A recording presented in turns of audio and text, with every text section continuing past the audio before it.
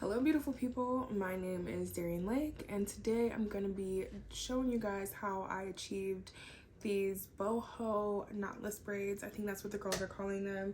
Really it's just braids with pieces of human curly hair added. I will show you what hair I used towards the end of the video. I think in total I spent maybe like $70 to $80 total with this hair, and then the cost of time, which is important. I think I started at like 7 a.m. on a Saturday morning to wash and blow dry my hair, and then I was done with that by like 11 or 12, and then I started braiding my hair at like 1:30 due to breaks and lunch or whatever. And then I was finished the next day at like 3 p.m. Total working time, I think it took me like 6 or 7 hours. The hard part is gonna be the parting and making sure that the parts are like clean and neat, because that is like super important for your end result looking less like you did your hair and like you got it done. Because I know when I first started doing my hair myself, people would be like, well, one person specifically, she was cool, but she asked me like, did you be doing your own hair? And I never liked that. Like, I want it to look like finished and professional, and I think the way to do that is to put the same amount of effort into your hair as the professionals would and do. And a part of that is by, if you start something and don't like it, like just redo the braid. So I actually will be showing you guys in depth like how I got like to the nitty-gritty of the parts and everything like that. And I just really want to be here as a resource for people who feel like they can't get themselves together. Like, it's really a superpower. Like, you need to know how to do this on your own. So without further ado, let's just jump right into the video. Okay, so here's a little backstory of why the back of my hair is already done and they look a little let's say lived in. So I did my hair before I went on a trip on November 17th. Okay, so at this point that was about 2.5 weeks ago. And at the front I ended up doing tribal Fulani braids. But when my braids like don't look like stitches anymore, I always want to redo them, and I didn't want to redo my entire head. So I'm like, let me just go ahead and finish out with some traditional knotless in the front of my head. And so all you see me doing right now is just pre-parting, and then I'm braiding up those pieces because I wanted them out of my way and I don't want to accidentally take like a small piece into the braid that I'll be doing. Um and yeah, I thought it would be the best way to get it out of my way.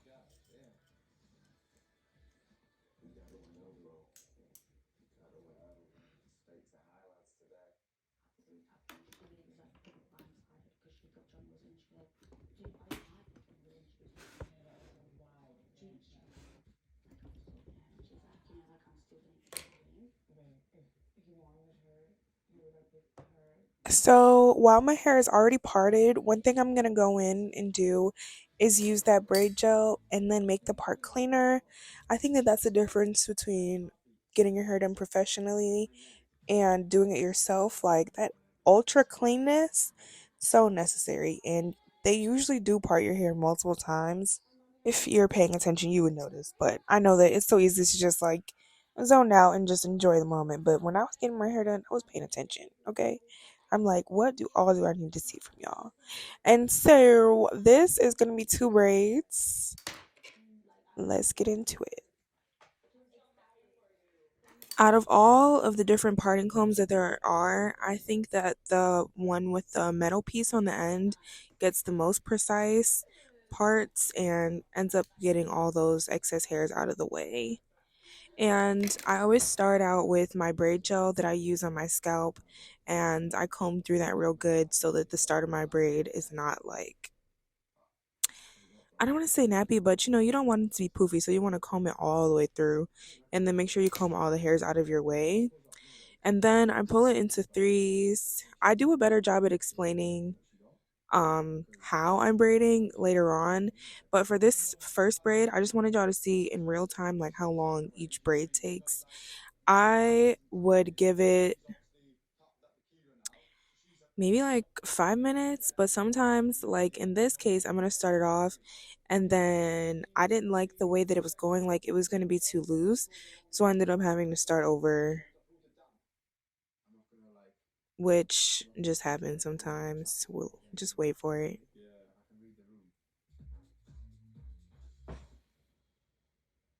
Yeah, so you see how like that's like way too far off my scalp. This is only on day one. Can't be starting off with the braid already looking like that. So I'm gonna go ahead and start again.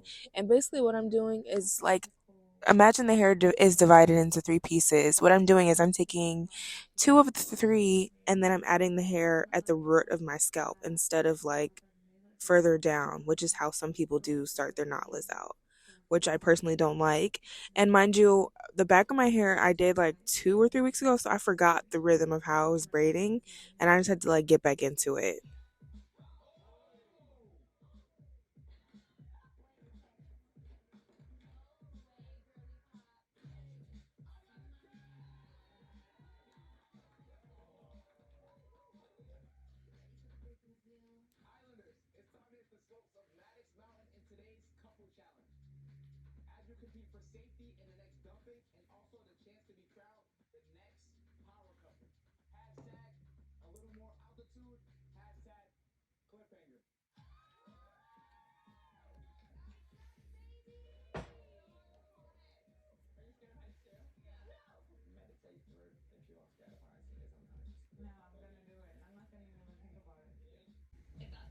So, having clean parts is really important to me, and I think that the best way to achieve that is going to be to repart multiple times.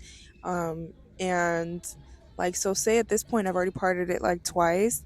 What I'm gonna do is go ahead and add, well, I should have added some gel at this point, so that I make sure that I'm getting like all those unnecessary like pieces that don't belong right there.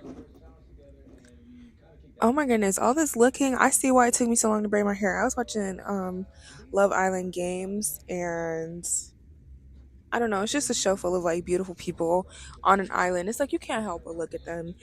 But let's get to the braiding part. Goodness, it's like when you go get your hair done and your stylist be talking on the phone and eating and yelling at their kids. Like I need to be better than that in my own home. Okay, so I got my three pieces all separated. I was gonna say segregated. Why would I say that? And what I'm gonna do is those top two pieces, I'm gonna start there, add my piece of hair that's already pulled out, and then I'm gonna wrap it around the bottom one. I'm gonna call that three. And then you see how I'm trying to like make sure that it's tight into the scalp almost like a cornrow, but not quite because you're gonna bring it down immediately. So my curly pieces were off to the side, and the way that I'm gonna braid that down is I have like a long piece of it and I braid it in, and then I pull the curly piece out, and then I pull it up and out of the way. Ideally, yep, see, I got a clip and I'm gonna clip it down. There are some instances where I was like moving too quick and I didn't clip it down. I was just braiding more carefully, but I do recommend that you go ahead and do that. And this part of the braid, I'm adding more braid gel. I don't think I made that obvious enough. And I do that because that's where my real hair is going to stop. And I want to make sure that it's molded into the braid and not like fuzzy and sticking out and everything like that. I'm moving that hair out of my way because I have mistakenly braided it into the braid, and that is just not cute. Definitely not what we're trying to do right here. Okay, so you see that long piece on top of the curly hair? What I do is I mold it down almost. So it's like a U upside down, and that is the way that you're going to braid it into the hair. You're going to mold it down and then pull the curly piece back up and then clip the curly piece. Yeah, there you go. The curly hair that I'm using is only 18 inches, I believe, but it was still kind of annoying and in my way. I would like to use the longer hair, but long hair just annoys me. I guess it's really at your own discretion. I feel like the 18-inch hair does what it needs to do because you can just add it to like different pieces of the braid, like how you see how I started at the top and then the middle. And I don't think you really need to do the bottom too much because this braiding hair that I'm using particularly, it takes a curl well, so it just blends in with the curly hair. So working using the 18-inch hair worked for me. And by the way, this is the hair that I'm using, Empire Water Wave Bulk, and it's 18 inches. It comes basically like this, not knotted up or anything. It's not on a weft, it's just free hair. I recommend that you add gel to it and then comb it out at the top. And then you're going to want to separate in small pieces from the top gel part. Like, don't pull on the bottom because you're going to have a lot of unnecessary shedding if you do it that way. I want to talk about how to braid fine hair because my hair is thin at the top, like you see that. Oh my gosh, am I going bald? Let me not talk like that. Anyway, I think that just like over manipulating my hair has left it thin in this area. I actually used to wear wigs, and I'm embarrassed to say this, but I would specifically glue it like in this section, and in order to take it off, I would just like pull it off. And I didn't care because my hair is so thick. I was like, oh, I'm not really thinking about that, but you should definitely think about that. And now I'm working on like hair growth solutions to get it back. But basically, I'm going to do the same thing to this little section of hair. And I'm just going to be super, duper, uber gentle and braiding this. Like, I want it to be neat, but I'm going to start from the scalp, almost kind of like a cornrow with pieces one and two. And then I wrap it around three. See how gentle I'm being? Your braider could never. And then you see how I pulled that in, and then it just looks neat automatically. And I'm getting closer because you see I'm proud of myself. I'm gonna go ahead and add in another piece of hair at the top because I need a little assistance up here. I was doing it anyway, and I think that the best way to have professional looking results is to do the same motion over and over again. I added a curly piece a little bit higher than I did on any of the other braids, mostly because this one is going to be in the front of my head. And I just like the way those curly pieces look when they like frame your face. I think it's very flattering. So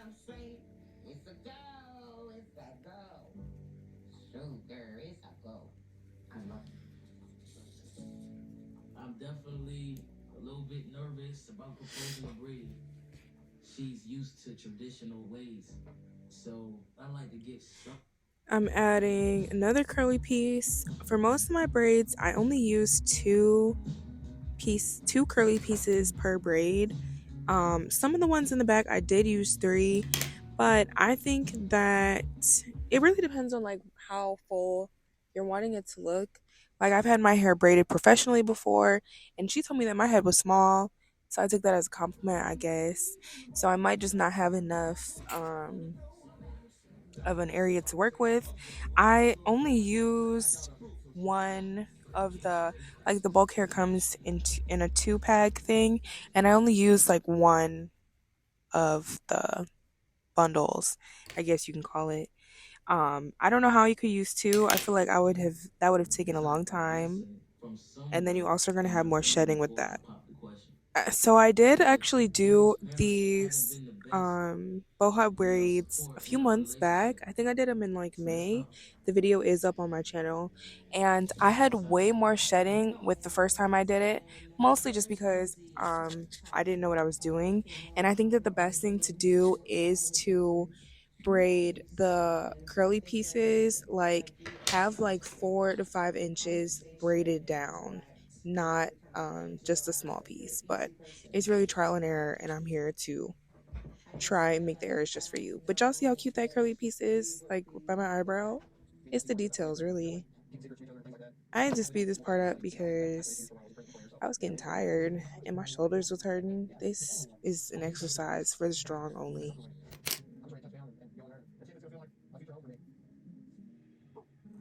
So at this point, I really don't have much more to add, but I am going to keep this part in because I know I like the satisfaction of watching things be finished.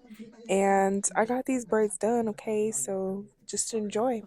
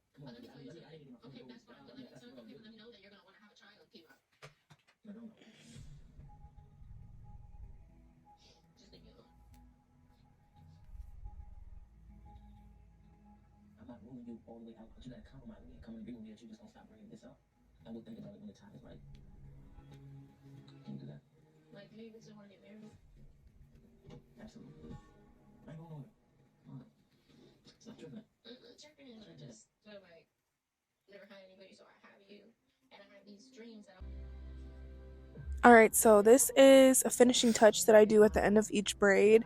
I pull a piece out and then I kind of like tie it like a knot. I was taught to do this because apparently it keeps the braids from unraveling and it makes them last longer. My braiders showed me this. I would have never thought about it like that. But yeah, do you see how important those curly pieces are at the front? They look so cute. Okay, so that's the foam I'm gonna use. It smells good. It has like a faux mango type of scent, and I apply this liberally because it just like sets the braid in place. And then I put my scarf on for at least an hour, even longer if you can. And then I'm gonna show y'all how I dip my hair. Let's cut to it. So this is how you want to do like the curly ends at the bottom. Like I've seen people get knotless and they don't curl the bottoms, but I just don't want, I kind of don't like the way this looks. Like I want it to be all curly. So I'm going to start from the bottom and then I just start wrapping it around my finger and then just like keep twirling and like you see how it's like, you see a little curl coming. That's exactly what we want to happen. And then I'm going to go up kind of into, ouch, into the braid and wrap it some more.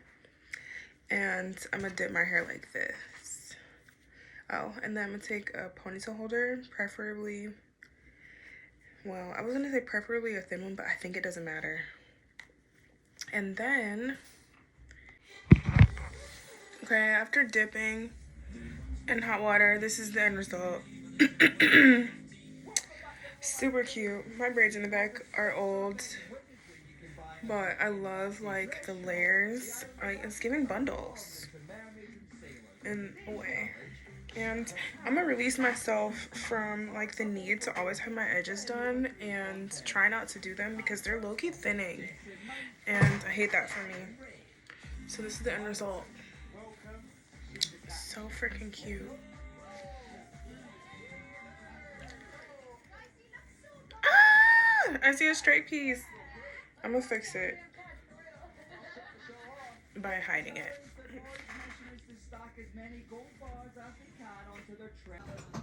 If you made it this far into the video, thank you so much for watching. I'm trying to get back into my makeup game or whatever, and I low-key feel like I did a good job, so that's what we're talking about in the next video. This is just a preview. See y'all next time. Goodbye.